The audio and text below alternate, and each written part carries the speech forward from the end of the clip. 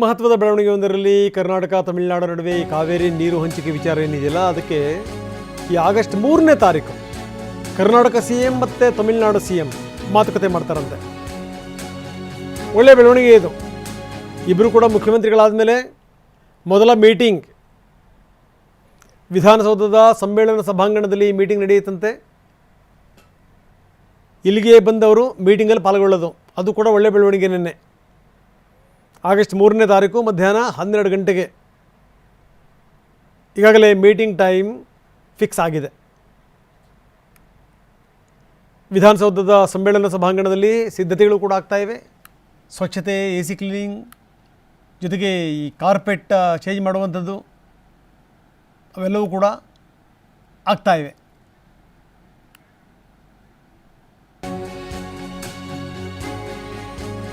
ಇನ್ನು ಮೇಕೆದಾಟು ಅಣೆಕಟ್ಟು ಇದಕ್ಕೆ ಸಂಬಂಧಪಟ್ಟಂಗೆ ಕೇಂದ್ರ ಜಲಶಕ್ತಿ ಇಲಾಖೆ ಏನು ಹೇಳ್ತಲ್ಲ ಅದರ ಉತ್ತರಕ್ಕೆ ವಿಜಯ್ ಅಸಮಾಧಾನ ವ್ಯಕ್ತಪಡಿಸಿರೋದು.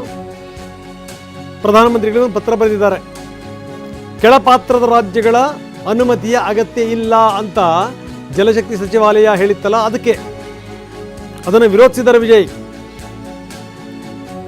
ಆಲಮಟ್ಟಿ ವಿಚಾರಕ್ಕೆ ಸಂಬಂಧಪಟ್ಟಂಗೆ ಕೋರ್ಟಿನ ತೀರ್ಪೇನಿತ್ತಲ್ಲ, ಸುಪ್ರೀಂ ಕೋರ್ಟಿನ ತೀರ್ಪನ್ನು ಉಲ್ಲೇಖಿಸಿದ್ದಾರೆ. ಇದೆಲ್ಲವನ್ನೂ ಕೂಡ ಉಲ್ಲೇಖಿಸಿ ಪ್ರಧಾನಿಯವರಿಗೆ ವಿಜಯ್ ಪತ್ರ ಬರೆದಿದ್ದಾರೆ.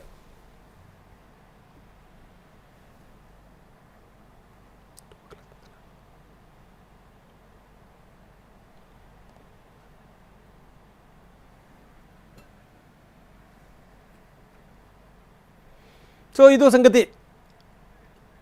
ಒಂದು ಕಡೆಗೆ ಮೀಟಿಂಗ್, ಇನ್ನೊಂದು ಕಡೆಗೆ ವಿಜಯ್ ಅವರ ಅಸಮಾಧಾನ, PM ಅವರಿಗೆ ಪತ್ರ ಬರೆದಿರೋದು. ಬನ್ನಿ, ನಮ್ಮ ಪ್ರತಿನಿಧಿ ಕಿರಣ್ ಈಗ ನಮ್ಮೊಂದಿಗೆ ದೂರವಾಣಿ ಸಂಪರ್ಕದಲ್ಲಿದ್ದಾರೆ. ಕಿರಣ್, ನೋಡ್ತಾ ಇದ್ದೀವಿ ಏನು ಅಂದರೆ ತಮಿಳುನಾಡಿನ ಮುಖ್ಯಮಂತ್ರಿಗಳು ರಾಜ್ಯಕ್ಕೆ ಬರ್ತಾರಂತೆ. 3ನೇ ತಾರೀಕು ಚರ್ಚೆ ಮಾಡ್ತಾರಂತೆ ವಿಧಾನಸೌಧದಲ್ಲಿ. ರಾಜ್ಯದ ಮುಖ್ಯಮಂತ್ರಿಗಳ ಜೊತೆಗೆ DK ಶಿವಕುಮಾರ್ ಅವರ ಜೊತೆಗೆ ವಿಜಯ್ ಅವರ ಮೀಟಿಂಗ್ ನಂಬರ್ 1. ನಂಬರ್ 2, ಈ ಪ್ರಧಾನಿ ಮೋದಿಯವರಿಗೆ CM ವಿಜಯ್ ಪತ್ರ ಬರೆದಿದ್ದಾರೆ. ಅಂದರೆ ಜಲಶಕ್ತಿ ಸಚಿವರು ಏನು ಉತ್ತರ ಕೊಟ್ಟಿದ್ರಲ್ಲ, ನೀವು ಯಾವುದಾದ್ರೂ ಈ ಡ್ಯಾಮ್ ಮಾಡುವಂಥ ಸಂದರ್ಭದಲ್ಲಿ ಈ ತಮಿಳುನಾಡನ್ನು ಕೇಳುವಂಥ ಅಗತ್ಯ ಇಲ್ಲ ಅಂತ ಹೇಳಿದಂಥ ಮಾತಿದೆಯಲ್ಲ, ಅದನ್ನು ವಿರೋಧಿಸಿ ಇವರು ಪತ್ರ ಬರೆದಿದ್ದಾರೆ. ಆಲಮಟ್ಟಿ ಜಲಾಶಯದ ಉದಾಹರಣೆಯನ್ನು ಕೂಡ ಅವರು ಉಲ್ಲೇಖ ಮಾಡಿದ್ದಾರೆ. ಸುಪ್ರೀಂ ಕೋರ್ಟ್ ಈ ಸಂದರ್ಭದಲ್ಲಿ ಏನು ಹೇಳ್ತು ಅನ್ನೋದನ್ನು ಕೂಡ. ಏನಿದೆ ಹೆಚ್ಚಿನ ವಿವರ?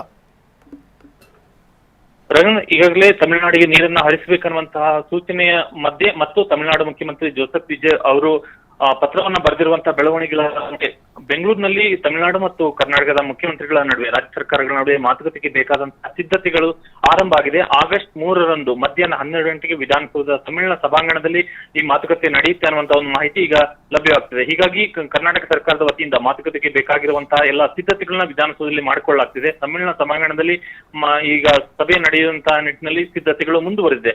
ಸಮ್ಮೇಳನ ಸಭಾಂಗಣದಲ್ಲಿ ಆಸನದ ವ್ಯವಸ್ಥೆ ಅಂದ್ರೆ 2 ರಾಜ್ಯಗಳ ಮುಖ್ಯಮಂತ್ರಿಗಳು ಮತ್ತು ಸಚಿವರುಗಳು ಮತ್ತು ಅಧಿಕಾರಿಗಳು ಕೂಡ ಪಾಲ್ಗೊಳ್ಳುತ್ತಿರುವಂತ ಹಿನ್ನೆಲೆಯಲ್ಲಿ ಸುಮಾರು 25ರಿಂದ 30 ಜನ ಈ ಸಭೆಯಲ್ಲಿ ಪಾಲ್ಗೊಳ್ಳುವಂತಹ ಒಂದು ನಿರೀಕ್ಷೆ ಇದೆ. ಹಾಗಾಗಿ ಬೇಕಾಗಿರುವಂತಹ ಸಿದ್ಧತೆಗಳು ಏನೇನಿದೆ ಅನ್ನುವಂತಹ ನಿಟ್ಟಿನಲ್ಲಿ ಕರ್ನಾಟಕ ಸರ್ಕಾರದ ವತಿಯಿಂದ ಸಿದ್ಧತೆಯನ್ನ ಮಾಡಿಕೊಳ್ಳಲಾಗ್ತಿದೆ. ಇನ್ನೂ ಕೂಡ ಈಗಿನ ಒಂದು ಪ್ರಾಥಮಿಕ ಮಾಹಿತಿ ಪ್ರಕಾರವಾಗಿ ಆಗಸ್ಟ್ 3ರಂದು 2 ರಾಜ್ಯಗಳ ಮುಖ್ಯಮಂತ್ರಿಗಳು ಮಾತುಕತೆ ಮಾಡ್ತಾರೆ ಅನ್ನುವಂತ ಮಾಹಿತಿ ಇರುವಂತಹ ಕಾರಣಕ್ಕೆ ಸಿದ್ಧತೆಯನ್ನ ಮಾಡ್ತಿರುವಂತದ್ದು. ಆದ್ರೆ ನಿನ್ನಿಂದೀಚೆಗೆ ಆಗ್ತಿರುವಂತಹ ಬೆಳವಣಿಗೆ ಅಂದ್ರೆ ಇವತ್ತು CWC ಸೂಚನೆಯನ್ನ ಕೊಟ್ಟಿರುವಂತದ್ದು, ನೀರು ಹರಿಸುವಂತ ಆದೇಶವನ್ನ ಕೊಟ್ಟಿರುವಂತಹ ಹಿನ್ನೆಲೆಯಲ್ಲಿ ಈಗ 3ನೇ ತಾರೀಕಿಗೆ ಮಾತುಕತೆ ನಡೆಯುತ್ತೋ ಇಲ್ವೋ ಅನ್ನುವಂಥದ್ರ ಬಗ್ಗೆ ಕೂಡ ಅನಿಶ್ಚಿತತೆ ಇದೆ. ಹಾಗಾಗಿ ಒಂದು ವೇಳೆ ಕೊನೆ ಕ್ಷಣದಲ್ಲಿ ಮಾತುಕತೆ ನಿಗದಿಯಾಗಿ ನಡೆದರೆ ಬೇಕಾದಂತಹ ಸಿದ್ಧತೆಗಳು ಏನೇನು ಅನ್ನುವಂತ ನಿಟ್ಟಿನಲ್ಲಿ ಕೂಡ ಈಗ ಸರ್ಕಾರ ಸಿದ್ಧತೆ ಮಾಡ್ಕೊಂಡಿರುವಂತದ್ದು. ರಂಗನಾಥ್, ಧನ್ಯವಾದ ತಮ್ಮೆಲ್ಲ ಮಾಹಿತಿಗೆ.